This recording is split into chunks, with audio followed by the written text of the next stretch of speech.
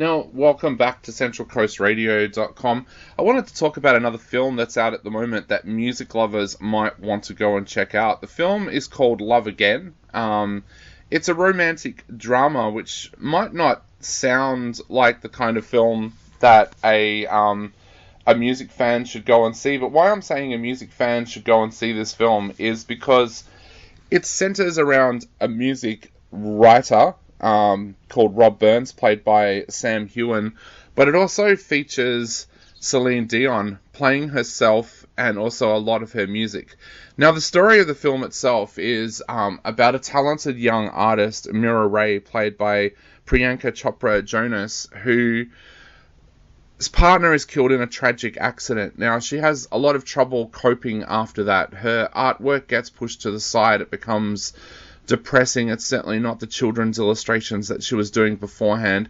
She doesn't want to talk to anybody, and she kind of locks herself away at her parents' house, and she's only snapped out of it really when her sister Susie, played by Sophia Barclay, says, you know what, you need to come back to New York, you need to leave our parents alone, you need to come back and start living your life. But even after she gets back to New York, she's not really living her life.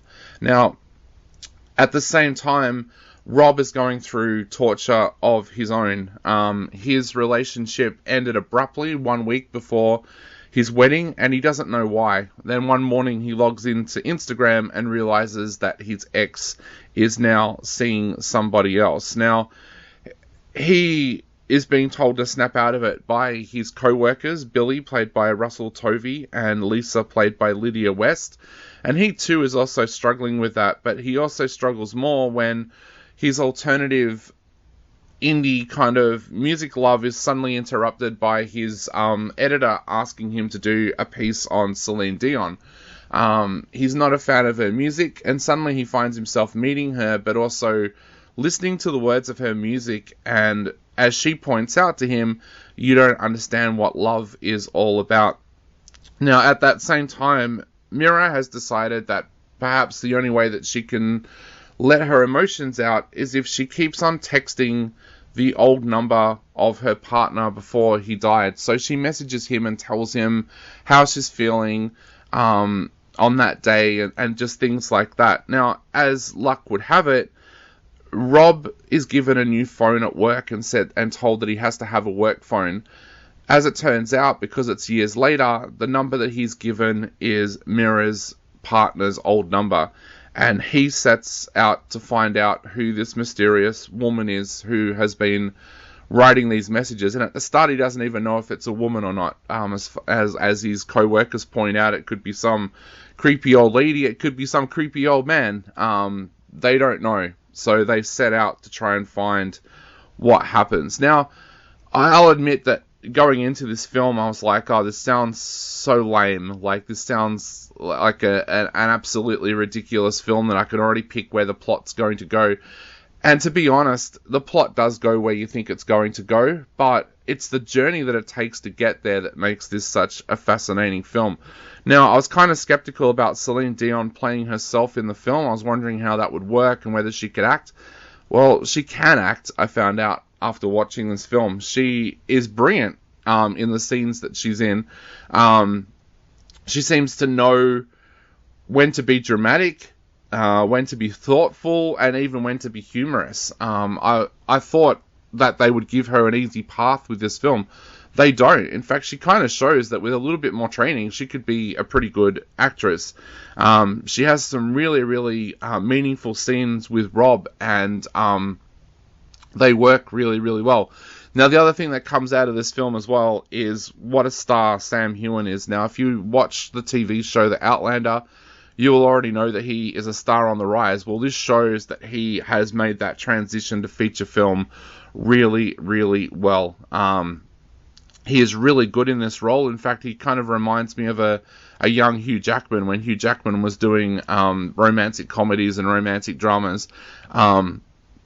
He is really, really good in the role, and he makes this film.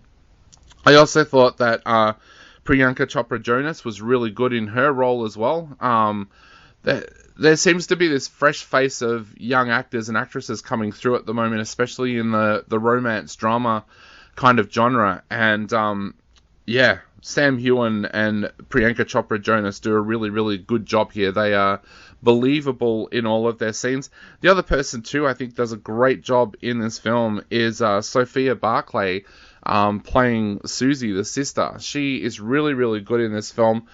Like I said, this film is interesting because it kind of does make you look at Celine Dion's music in a completely different way. The director, Jim Stross, who worked with a team of writers on this film, has done a really good job because he could have picked any artist in the world. He's picked Celine Dion, and I'm sure a lot of people who watch this film are going to be coming at her music in the way that Rob does, where they're kind of like, Celine Dion, really? Oh. But this film kind of talks about her lyrics and shows that there's a lot of hidden meaning to her lyrics, and you have to understand what she's been through to completely understand those lyrics. And I think that works really, really well. This could have come off as a really cheesy kind of promotional piece for Celine Dion. It doesn't. It actually does come across as a film where a writer is suddenly thrust into the world of Celine Dion and he has to try and understand it. And I think that works really well. In fact, I was surprised that there wasn't much cheesiness about that storyline. It actually worked to the point where I was sitting there going, I really, really like this.